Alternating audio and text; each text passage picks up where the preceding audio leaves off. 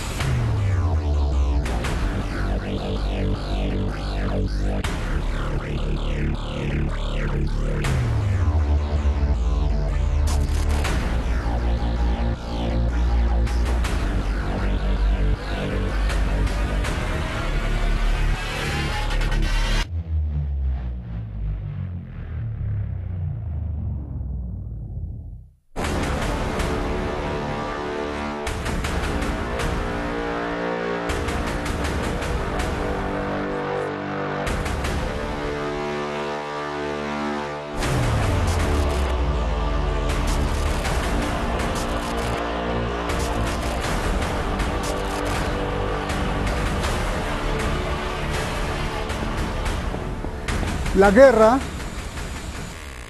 guerra estaba en su hervor total. Caían drones, caían aviones, caían misiles, fuego del cielo. Hasta le derribaron a Rusia un helicóptero de guerra. Celebración de un lado, furia del otro. ¿Quién ganó? ¿Quién perdió? ¿Y cómo se pactó la paz en este conflicto de muchísimos actores? Mi nombre es Roberto de la Madrid y desde aquí, donde nosotros estamos, donde cayeron incluso pedazos de misil de esa guerra, donde la frontera da hacia la batalla, detrás de la razón.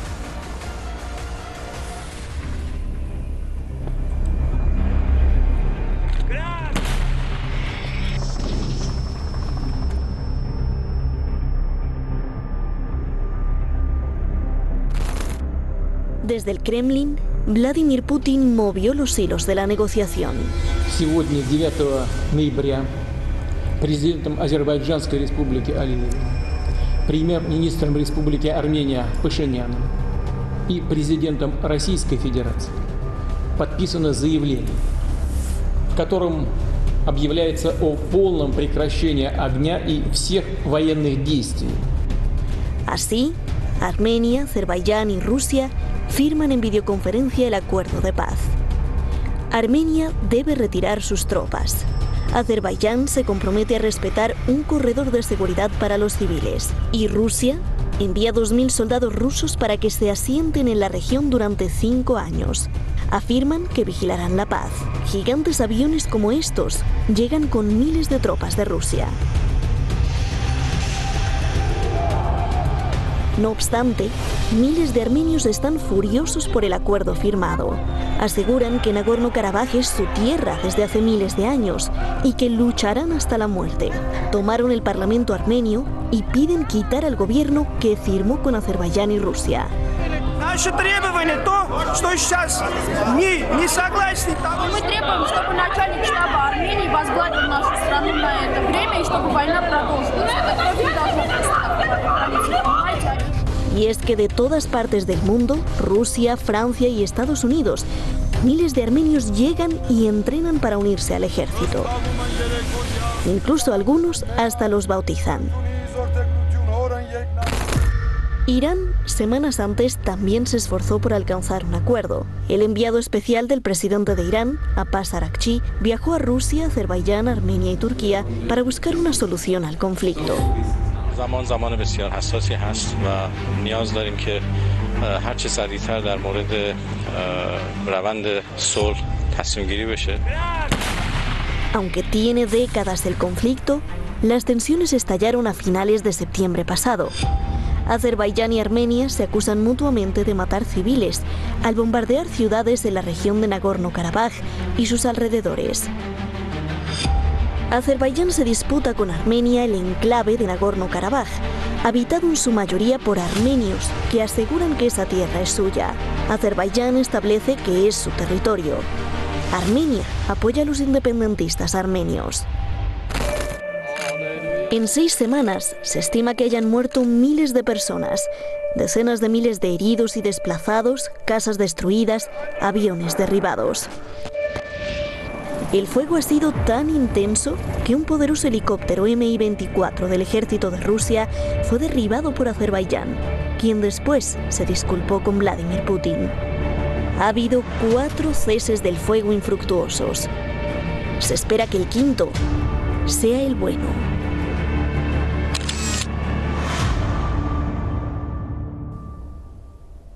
Qué imagen, ¿no? La mano con la mano de la paciente. Esa es la guerra, lamentablemente. Muchas gracias a Shadi Alizadeh, nuestra investigadora, a nuestro jefe de jefes, Shahram Solfagari, y al coordinador internacional, Youssef Mosafari. Muchas gracias a todo el equipo, pero más que a nadie y más que a todo, a usted, porque usted es el motivo del programa. Muchas gracias. Doctor en Ciencia Social, miembro del Foro de Investigación Global de la India, investigador del Consejo Nacional de Ciencia y Tecnología de México y miembro de la Asociación de Estudios Internacionales de Estados Unidos, el famoso profe, el profe DRI, ahí en YouTube, búsquelo, doctor, gracias por estar aquí.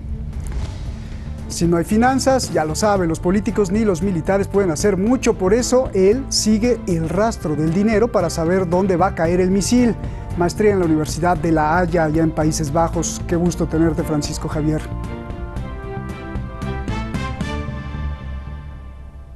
De verdad les ruego respuestas muy cortas, por favor. Jesús, comienzo contigo. A ver, ¿para qué Azerbaiyán derribó un helicóptero militar de Rusia? ¿Fue un error o fue para mostrar músculo militar? Por favor. Bueno, Roberto, antes que nada, muchas gracias por la invitación. Saludo a mi contertulio y a toda tu audiencia. Podrían ser las dos cosas. Podría ser un error de cálculo y derribarlo por error, como sucedió alguna vez con Turquía en Siria, con un avión ruso, pero también podría tratarse de Azerbaiyán de una maniobra para hacer que Rusia intervenga abiertamente a favor de Armenia y que se pueda justificar la intervención abierta de Turquía a favor de Azerbaiyán, porque recordemos que tanto Turquía como Rusia tienen influencia directa, militar, cultural, sobre estos dos territorios, sobre Armenia y sobre Azerbaiyán, debido a que fueron territorios del extinto Imperio Turco Otomano, por un lado, y también de las repúblicas soviéticas. Ambas fueron repúblicas soviéticas y guardan la conexión, solamente que la conexión de Armenia es más clara con Rusia y la conexión de Turquía es más clara con Azerbaiyán.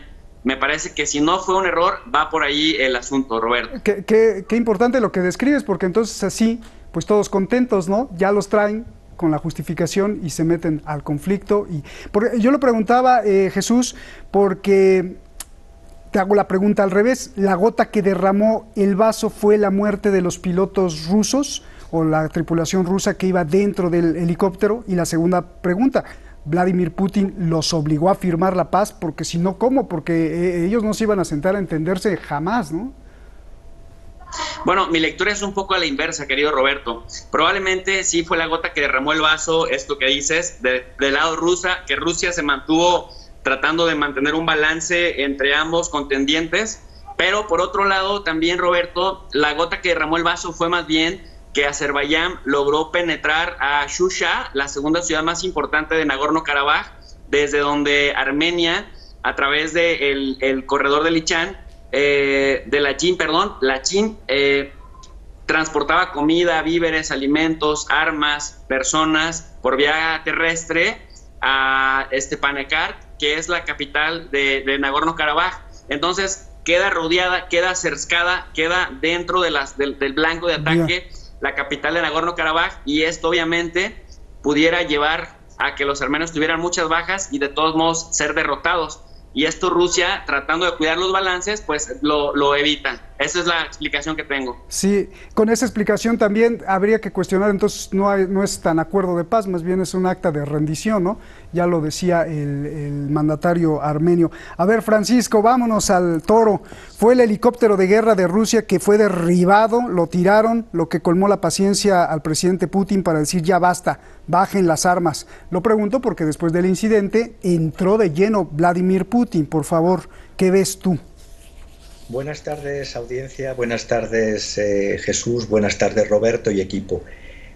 Aquí yo veo dos detonantes, dos gotas que colmaron el vaso. Y digo dos detonantes, que no significa todo lo que detrás ha estado haciendo Rusia, que creo que es el gran triunfador de esta situación.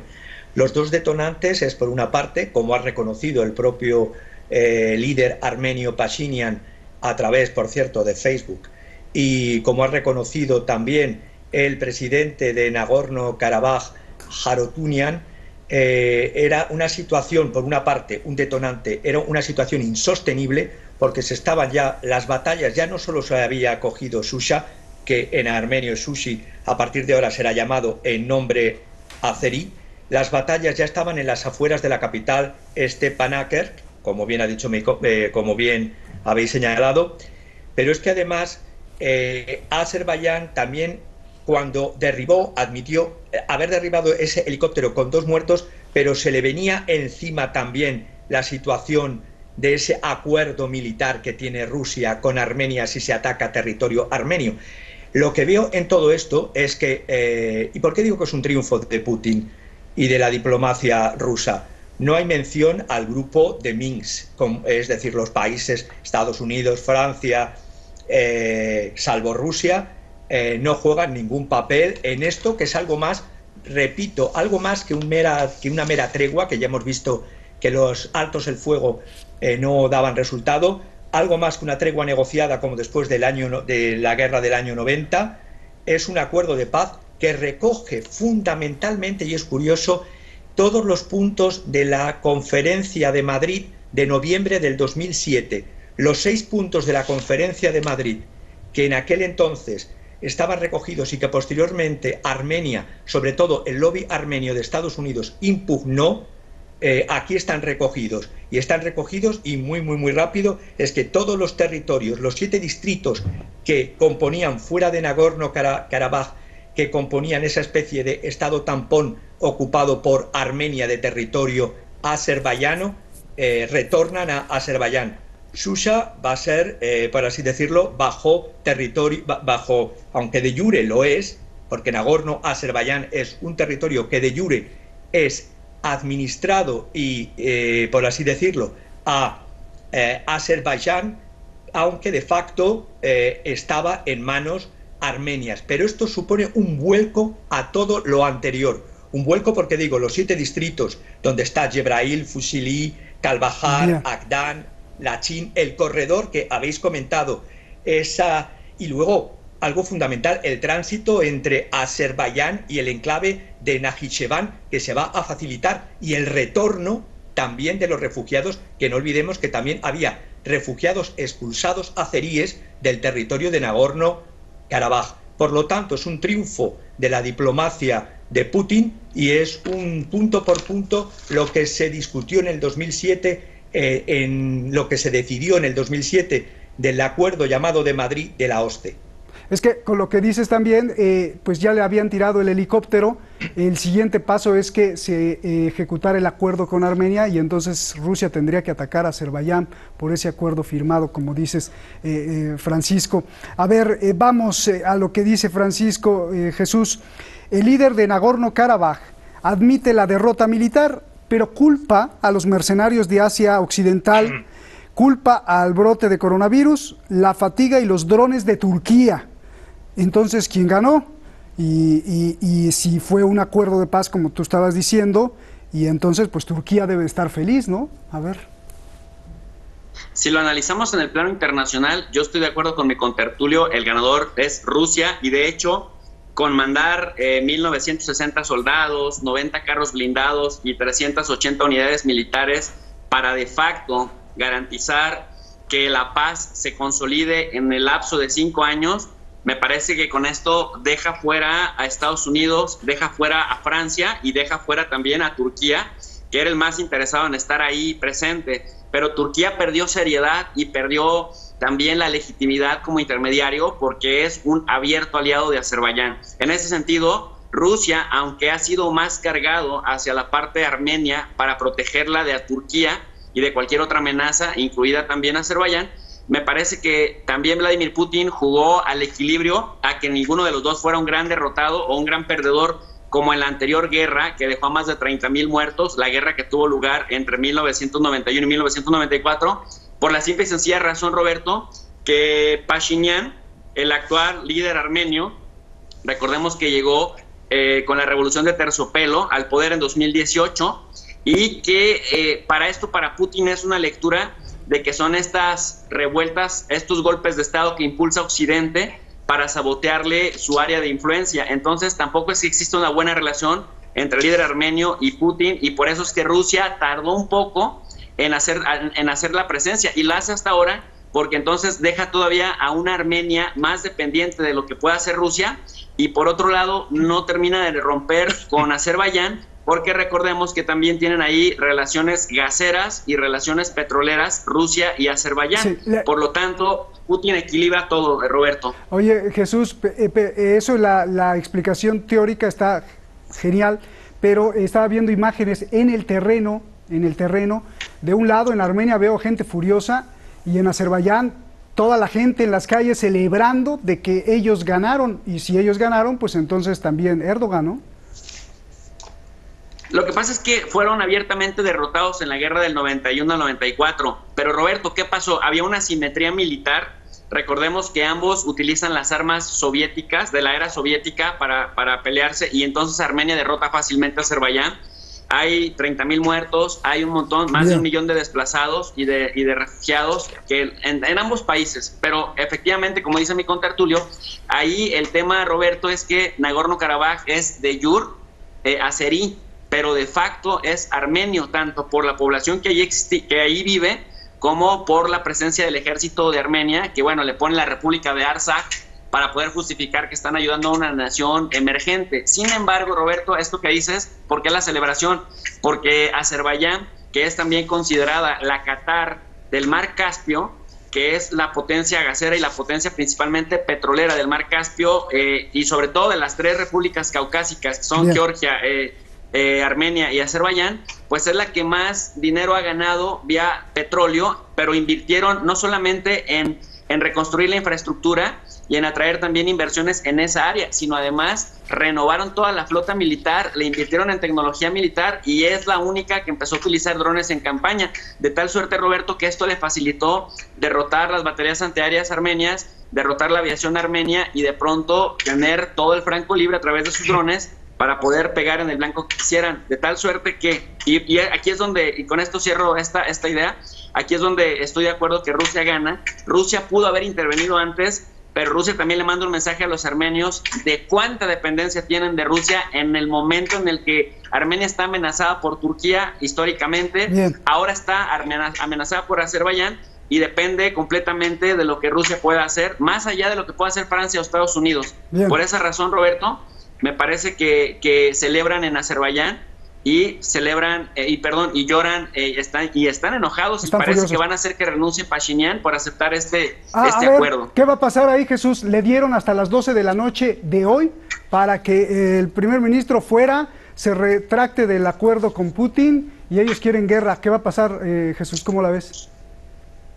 Me parece que los dos escenarios, Roberto, si se retracta del acuerdo, Rusia podría dejar a su suerte a Armenia, y me parece que en este desequilibrio de fuerzas Azerbaiyán los puede aplastar, y eso termina con Pashinyan fuera del gobierno. Bien. Pero por el otro lado también, si no se retracta, si se mantiene ahí, va a venir, así como él llegó con una revolución, con la revolución de Terciopelo en el 2018, y se quedó en el poder, lo van a sacar, porque realmente los armenios están furiosos, porque históricamente se sintieron superiores militarmente hablando a Azerbaiyán. Pero decíamos, en estos 30 años, uno se dedicó a crecer económicamente, hizo las inversiones y las alianzas adecuadas, y la invirtieron muchísimo. Casi el presupuesto militar de Azerbaiyán, solamente en la cuestión armada, en la cuestión bélica, en el gasto militar, casi es equivalente a todo el Producto Interno Bruto de Armenia, Roberto. Así la desigualdad. Ahí se nos fueron varias cosas, ojalá te alcance el tiempo para contestarme, voy con Francisco. Varias cosas como que, bueno, pues las armas de Azerbaiyán, muchas son de Israel.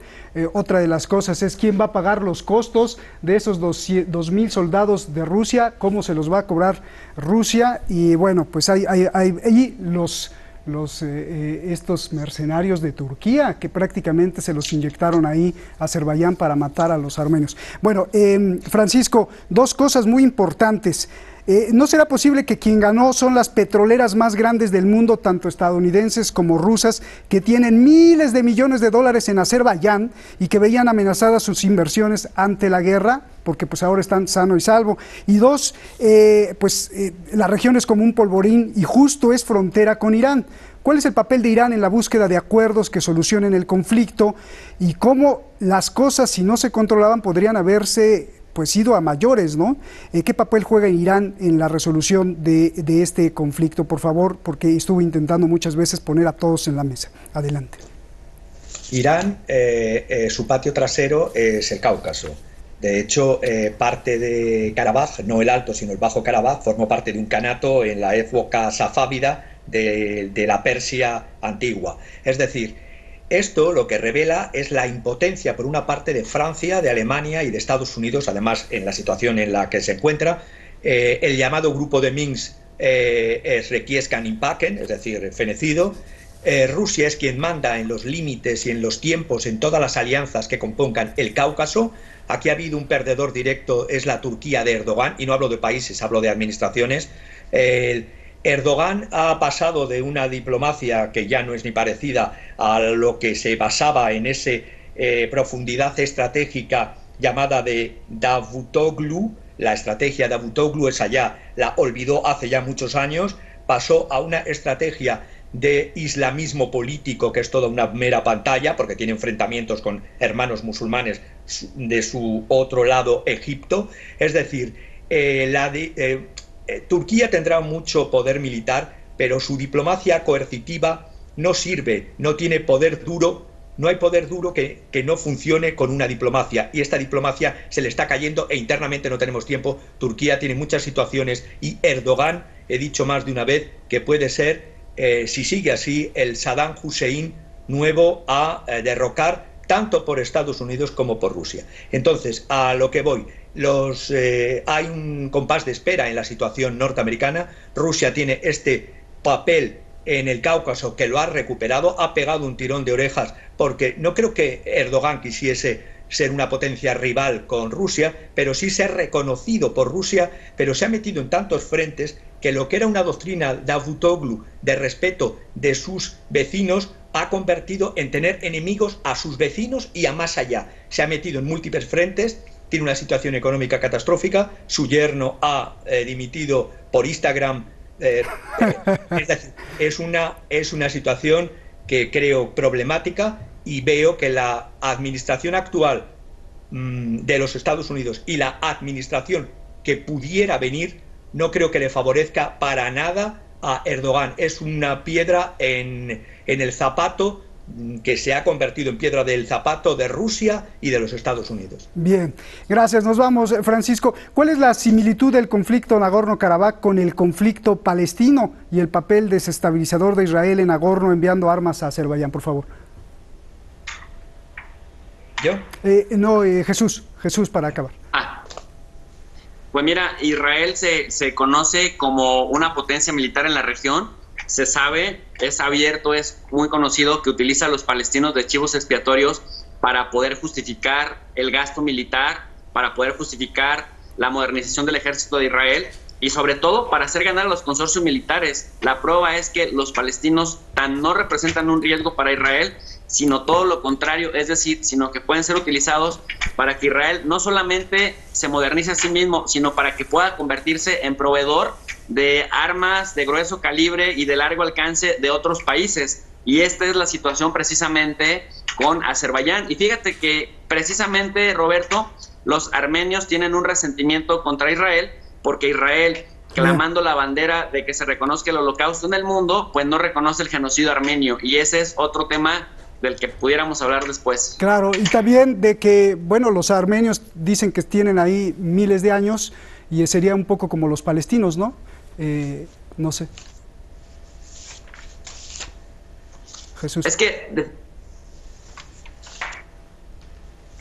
Jesús. Ahí, ¿me escucha ya? Sí, sí. Es que definitivamente, efectivamente, los armenios tienen una opresión. Para empezar, perdieron su territorio o nada más están en una 10ª parte del histórico territorio armenio de hace siglos y sigue siendo prácticamente amenazado por todos lados. Decíamos, el único país neutral con el que Armenia encuentra una salida directa, pues es Irán, en el sur, en la parte del sur. Con Irán encuentran un desahogo. Los iraníes hacen turismo también en Armenia y representan también una inversión interesante en ese país. Bien, pero hacia el lado está Azerbaiyán y bueno, Turquía que lo amenaza, Estados Unidos que está muy lejos y Rusia que le marca condiciones, sobre todo cuando hay gobiernos armenios a los que no quiere muy bien Rusia, como en este caso con Pashinyan, Roberto. Gracias a los dos, gracias doctor, gracias Francisco, abrazos. Gracias a los dos.